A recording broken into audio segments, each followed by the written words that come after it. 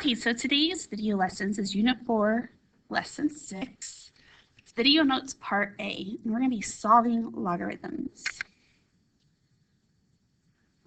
So earlier in this unit, we've been working with a method of common bases to solve exponential equations. This technique is very limited. So now we are going to be using logarithm, a specific law, to help solve the exponential equations. This particular law is called the third logarithm law. You have log b times a to the x power equals x log b a.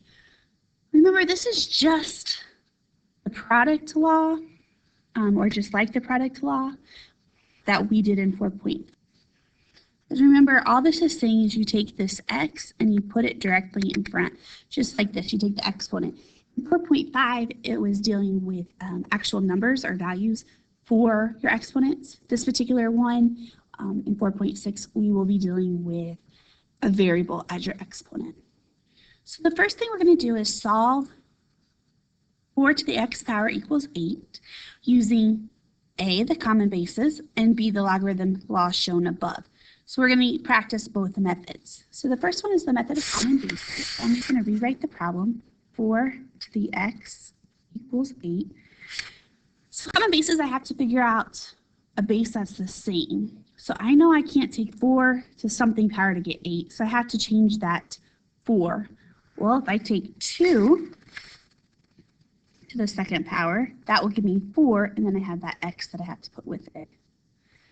Equals 2 to the third power gives me 8. So I'm just going to put that over here so you can see that. 2 squared gave me 4, and then 2 cubed gave me 8. So now I'm just going to drop my bases. So I have 2x equals 3, and I'm solving for x. I divide by 2, x equals 3 halves. So now we're going to use the same problem, but using the logarithm approach. So I have 4 to the x power equals 8.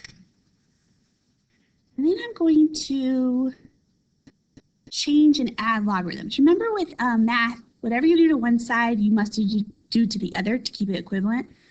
So I'm going to put in a log form on both sides. You can do a log base anything, but it's typically easier to do log base 10 because that is your common log. So I'm going to do log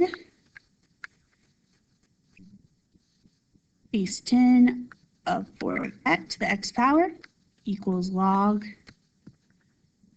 8. I just put the log into both. Now I can apply that third logarithm rule. Take that exponent and put it in front. So I have x log 4 equals log 8.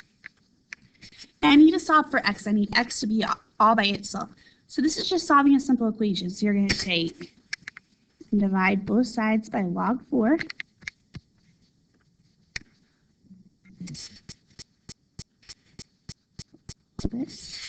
That cancels out. So x is going to equal log 8 divided by log 4.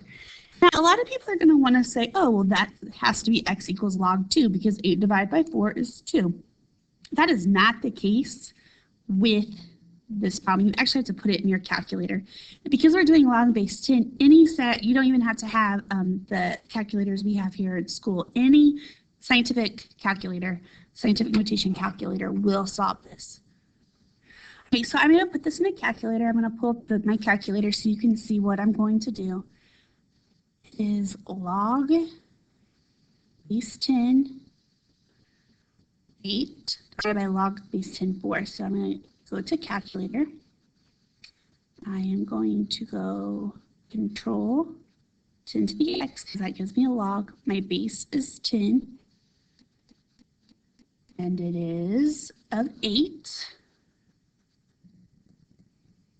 Move over, then I'm going to divide control 10 of x log base 10 of 4.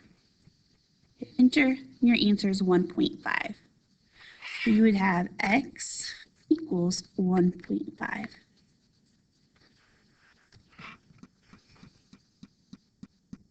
Pause if you need to see any of this. Moving on. The beauty of this logarithm law is that it removes the variable from the exponent. That's what I was just telling you. And we can use the log base 10, which is the common log. So it's easy to solve it on any type of scientific calculator. So for exercise 2, we're going to solve each of the following equations for the value of x and round your answers to the nearest hundredth. So I want to do A, then I'm going to have you pause the video and I want you to attempt at least setting up B and C to make sure you did that correct. So A, I have 5 to the x power equals 18.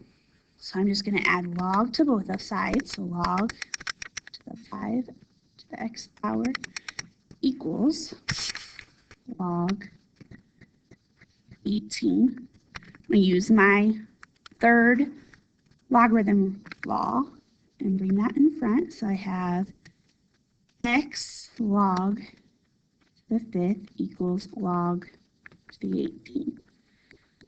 So now I'm just dividing, I'm solving for x. So I'm going to divide both sides by log 5. So x is going to equal log 8 divided by log 5. When I put that into the calculator, I'm going to get approximately x equals 1.80 because I'm rounding to the nearest hundredth here. So I want you to pause the video and see if you can work these out on your own. Unpause the video and you can check. Okay, so now that you have unpaused, let's look at B. I have 4 to the x equals 100. So I'm going to have log 4 to the x equals log 100. Log base 10 100 is really 2, but we're going to keep working it out for this purpose because let's say we didn't know that.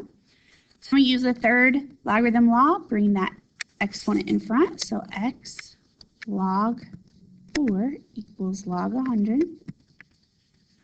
Divide both sides by log 4 because we want x to be by itself.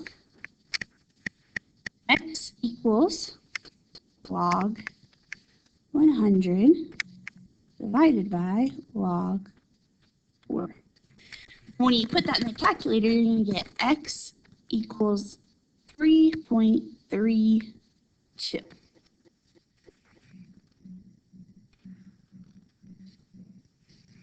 And now for C, 2 to the x power equals 1,560. So again, I have log 2 to the x equals log 1,560, because remember, whatever you do to one side, you must do to the other. I'm going to use the third log law and drop that x in front. So x log 2 equals log 1,560. So now I need x by itself. I'm going to divide both sides by log 2. Cancels out. X is going to equal log 1,560 divided by log 2, which when we put that in the calculator, we're going to get x equals 10.61. Pause the video if you need more time to write it down. All right, so these equations can be a little bit more complicated, but each and every time we will use a log law to transform an exponential equation into one that is more familiar. So let's look at A and B. We're solving the following equations for x, and you're going to round your answers to the nearest hundredth. So we're doing the same thing. We have 6 to the x plus 3 equals 50. I'm doing the same thing. I'm going to put the log on both sides with it. So first I'm going to have log of 6 to the x plus 3 equals log 50. Now I'm going to use that third logarithm law and bring my x plus 3 in front. So I need to have that in parentheses to make sure we know that it's together.